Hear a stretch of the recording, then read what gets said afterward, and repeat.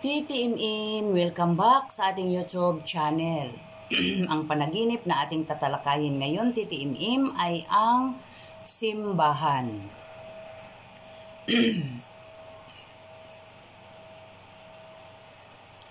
Ang simbahan, ito ay isang napakalakas na imahe.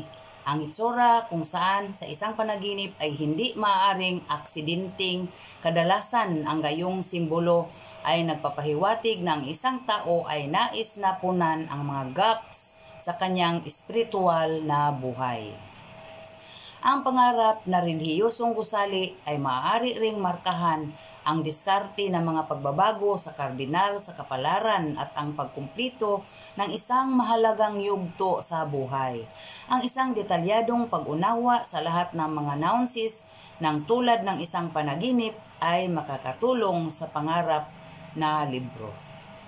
Ang tagasali ng mga pangarap, sinasabing minarkahan ng simbahan, hindi maiiwasang pagbabago sa buhay ng tao. Upang makita siya sa isang panaginip ay kailangang harapin ang isang bagay na dayuhan at malalayo.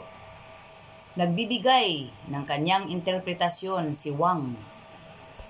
Ang templo at ang mga ritual na katangian ng nilalaman nito ay nagpapahiwatig na ang isang tao ay kasalukuyang nakakaranas ng kawalan ng pag-asa. Magsimba at maging sa loob nito, oras na upang baguhin ang ilang mga pananaw sa buhay. Makinig sa pagsamba na hawak ng Ama upang mabinyagan ang isang tao ay nagnanais ng pag-ibig at pagkilala. Tumingin sa labas sa templo, may mga nakasakay na pintuan, naghihintay sa iyo ang kalungkutan at pananabik. Ibalik ang nawasak na templo, gumawa ng kapayapaan sa isang mahal na lalong madaling panahon. Templo na may mga icon sa loob, sumisimbolo sa espiritual na mundo ng tao at ang kanyang panloob na estado. Kung ang simbahan ay sagana na nilagyan ng ginintuang kandelabra ay iba pang mga kagamitan sa ritual, nangangahulugang ito na ang mapangarapin sa isang naibigay na tagal ng panahon ay manakakaranas ng kapayapaan, katahimikan at nararamdaman ang isang hindi pangkaraniwang pagkakaisa ng mga saloobin. Napakahalaga na bigyang pansin ang mga mukha itinatanghal sa mga icon kung sila maliwanag at masaya. Isang mahinahon na hinaharap ang naghihintay sa isang tao na walang mga problema. Malungkot na mukha sa icon. Ang mga basag na imahe ay nagpapahiwatig ng walang kabuluhan ng buhay at mga problema dahil sa kanilang sariling katigasan. Ang interpretasyon ng panaginip ay nagbibigay kahulugan sa mga pangarap tulad ng sumusunod. Kung ang templo ay nahulog sa kadiliman, malapit ka na upang makilahok sa prosesyon ng libing. Upang aminin, nakagawa ka ng isang masamang gawa na nakagambala sa iyo. Tingnan sa templo ng namatay na nakilala sa totoong buhay. Ang isang taong kilala mo ay marahil ay mamamatay sa lalong madaling panahon o ikaw ay magiging isang hindi ka nais-nais na saksi sa isang trahedya. Sigaw sa templo, mayroon kang isang mabait at banayad na kaluluwa, malapit ka mahahanap ang kaligayahan. Tingnan ang iyong sarili sa isang templo na may mga damit na panghangin. Naghihintay ang pagdadalamhati sa iyo. Kung nangangarap o nanaginip, nakikita siya ng simbahan na sa labas, nawala mo ang iyong enerhiya sa buhay. Ikaw ay pinagmumultahan ng mga problema kung saan dapat kang maghanap ng isang paraan. Kung panaginip mo na siya gumuho sa harap ng iyong mga mata, ito ay nagmamarka sa simula ng isang bagong panahon, habang ang hinaharap na mga prospect ng pangarap na hitsura sa halip ay malabo at madilim.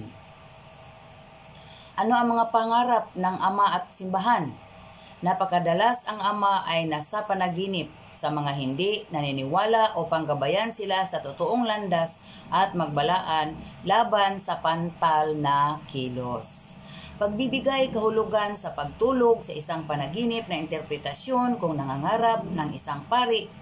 Kailangan mong pag-aralan ang iyong mga aksyon, kilalanin ang mga pagkukulang at pagsisisi sa mga kasalanan. Minsan, ama, maaaring mangarap at lumitaw sa isang panaginip bilang harbinger ng sakit. Pangarap ng isang serbisyo sa isang pari, maaaring malubhang may sakit ka kung ang mapangarapin ay nakikita ang kanyang sarili sa papel ng isang pari, siya ay puno ng kawalan ng pag-alinlangan at pag-alinlangan. Pumasok sa templo.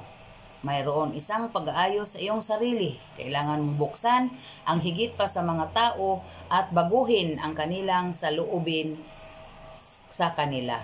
Maraming mga templo nasasaktan ka sa mga emosyonal na sugat. Nasusunog ang mga kandila. Nangyayari ang espiritual na paglilinis at pag-update.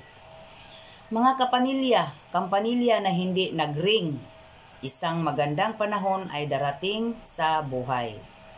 Pagring ng mga kampanilya upang marinig masamang balita. Bahaghari sa ibabaw ng templo, isang mabuting tanda na nagpapatotoo sa malapit na kaligayahan at kasaganahan. Ang simboryo, protektado ka ng isang mas mataas na kapangyarihan. Kung nanaginip ang batang babae, paglilingkod sa simbahan, siya ay nakakuha ng paggalang sa mga taong nakapaligid sa kanya.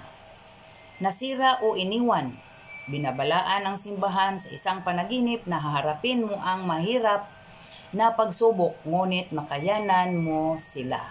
Upang managinip, mangarap, marumi at madilim na simboryo kung saan nawawalang cross, na mawawala sa iyo ang iyong pag-aari. Burnt Church, Chapel, babala ng paparating na mahabang kalsada. Marahil sa mga dayuhang lupain ay makakatagpo ka ng isang taong matagal nang naghahanap. Hindi natapos ang Red Brick Chapel, katawan ng kapayapaan, nag-iisip kung ang mga pader ng templo ay puti, makikita ka sa pagdiriwang. Konstruksyon, ang templo ay nangahulugang kita sa pananalapi. Karaniwan pangarap ng mga kandila ng simbahan. Upang matugunan ng isang matandang kaibigan, ang kaganapang ito ay magiging masaya kung nasusunog na kandila. Natapos na kandila, nangangahulugan na sa lalong madaling panahon ay mabibigo ka sa isang bagay. Maglagay ng mga kandila ng simbahan. Inasahan mo para sa isang mas mahusay na hinaharap, mga kailangan ng maraming pagsisikap sa iyong bahagi upang mapagtanto kung ano ang iyong pinlano. Bumili ng mga kandila, ipapakita ng isang tao ang iyong panloob na lihim na itinitago mo sa loob ng maraming taon. Natapos na cinder, sabi tungkol sa kalagayan, hihingi ka ng tulong sa mga kaibigan ngunit tatalikod ka sa iyo. Pangarap na kasal. Panaginip na kasal, sumisimbolo ng mga maligayang pagbabago sa iyong buhay. Marahil na lalong madaling panahon ay makikipagkita ka sa iyong kaluluwa. Kung sa iyong panaginip, ikakasal ang iyong mga kaibigan, maghintay para sa isang promosyon. Tumayo sa templo. Kapag ang isang hindi pamilyar na mag-asawa ay kasal, manatiling malungkot. Ano ang ibig sabihin? Komunyon.